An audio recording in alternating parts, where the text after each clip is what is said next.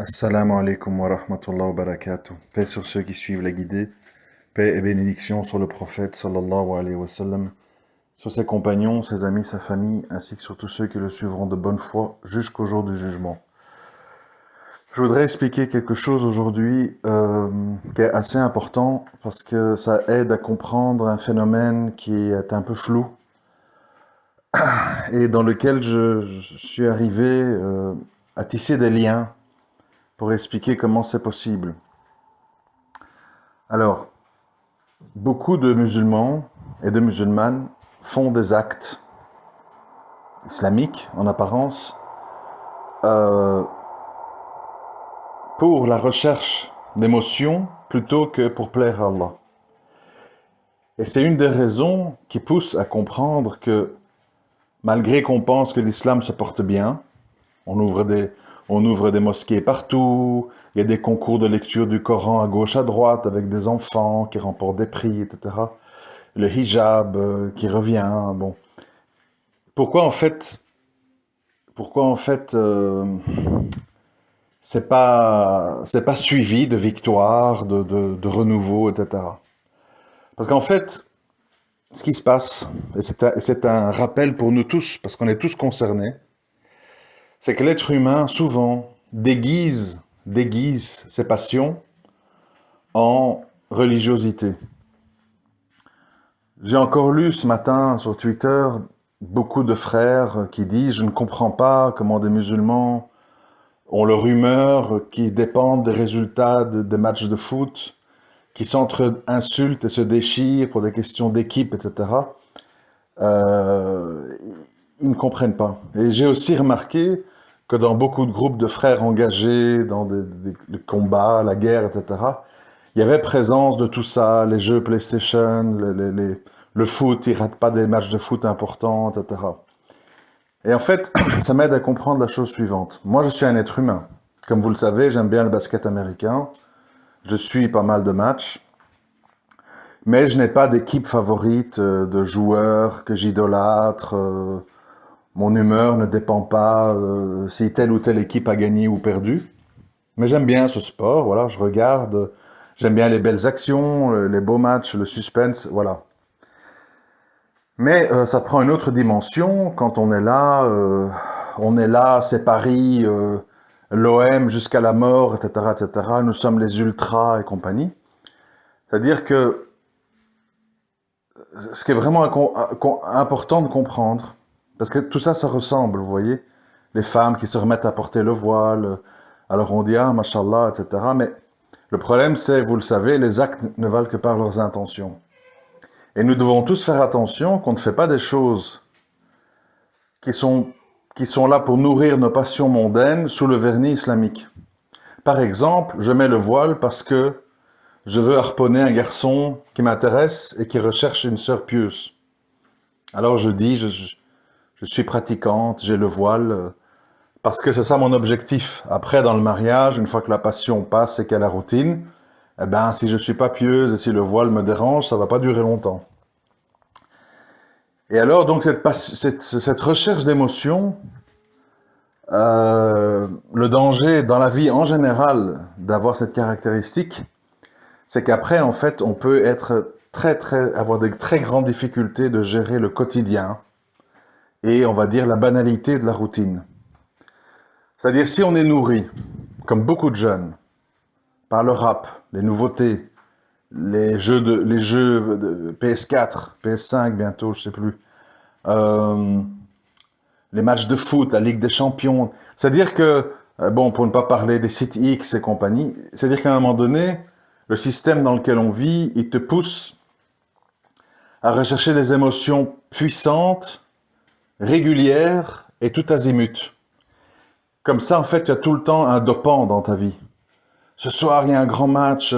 En attendant, viens, on va jouer à PES ou à FIFA.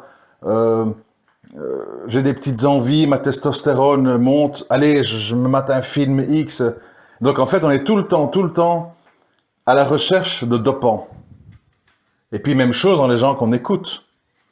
Vous voyez? On veut comment ça s'appelle? On veut du buzz, on veut des clashs. T'as vu? Et Booba, il va dans le ring avec Caris. truc, Bassem, il s'est fait casser la gueule par Sadiq, machin. Vous voyez, à la recherche de conflits, d'étincelles, de feux d'artifice, d'émotions.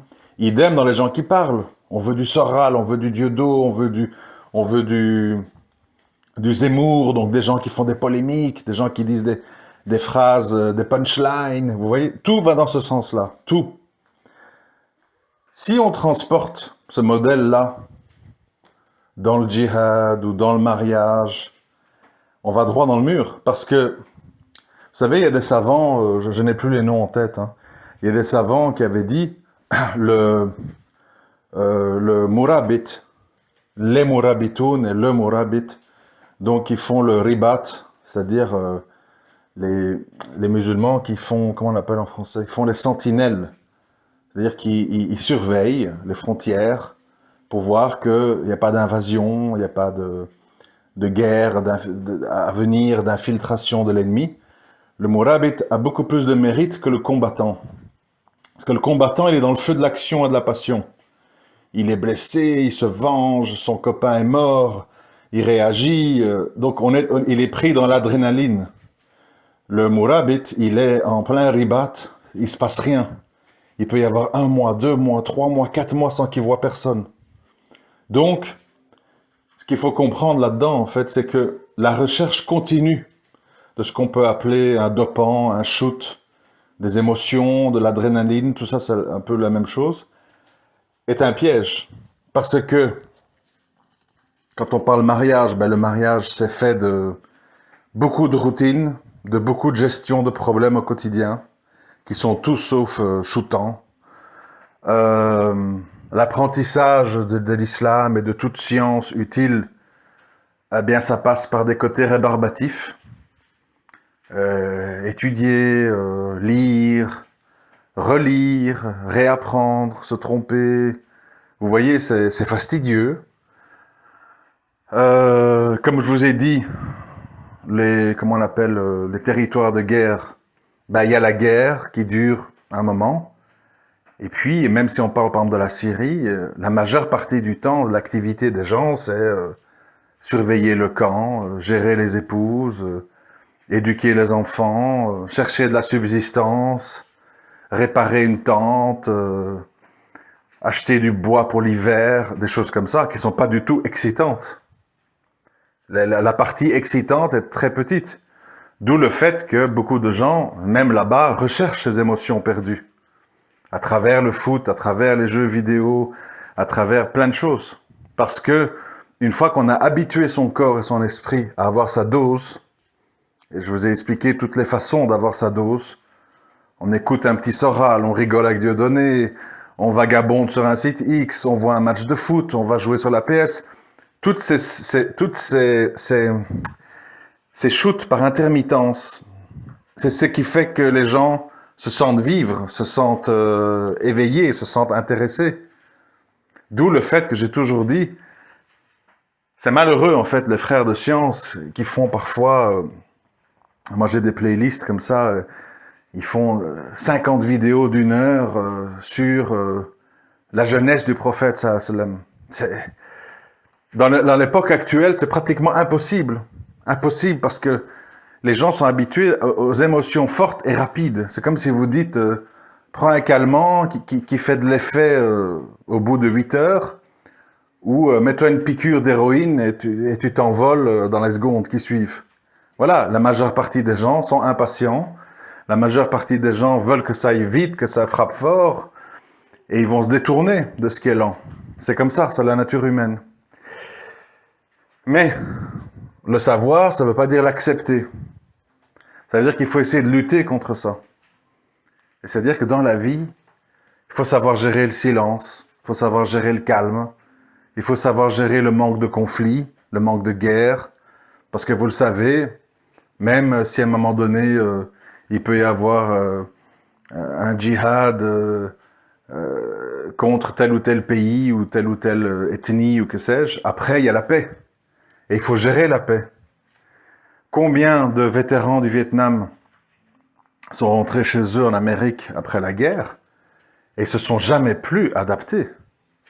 Ils avaient l'habitude d'être en hélicoptère, de coucher avec des Vietnamiennes dans des bordels, de prendre des drogues, d'avoir des émotions fortes tout le temps. T'arrives en Amérique, tout le monde est là, hello, goodbye, il faut aller 8 heures par jour derrière un bureau, s'ennuyer, ils peuvent pas. Donc beaucoup d'entre eux ont fini fous, drogués, SDF, délinquants, tueurs en série, etc. Parce que l'esprit et le corps s'habituent au rythme qu'on lui impose. Et si tu lui donnes un rythme où il est habitué à avoir des injections d'adrénaline constantes, une fois qu'il n'y a plus de raison d'en avoir, eh bien les gens vont créer des situations d'où on a parfois dans certains couples des gens qui créent des polémiques et des disputes parce que sinon ils s'ennuient. Ils s'ennuient. Ils n'aiment pas le calme, ils n'aiment pas la tendresse, la plénitude. Ils veulent que ça bouge, ils veulent que ça zouk, comme on dit. Ils veulent des conflits, des assiettes qui volent, et puis après on fait la paix sur l'oreiller. C'est ça l'être humain, malheureusement, quand il suit les suggestions de Shaitan. Parce que c'est pas la voie de la sagesse, évidemment. C'est la voie des émotions. Et la voie des émotions, et je parle en tant qu'émotif, je suis un émotif, j'ai appris durant ma vie à m'en méfier énormément. À m'en méfier énormément parce que on en récolte rarement des bons fruits. On a l'impression d'être vivant, c'est vrai, mais on n'en récolte pas des bons fruits. Parce que ça abîme l'âme, ça fatigue l'âme, et à un moment donné, en fait, on perd beaucoup de temps. Voilà, moi je le dis surtout pour les plus jeunes, pour qu'ils ne perdent pas le temps que j'ai perdu. Méfiez-vous des émotions et méfiez-vous de la recherche constante d'émotions. Et ça ne veut pas dire que on peut pas avoir un petit match de foot pour se distraire, on peut pas jouer un jeu vidéo. C'est pas ça que ça veut dire. C'est le fait que quand on passe de l'un à l'autre sans arrêt, et je sais comment ils vivent les jeunes, hein.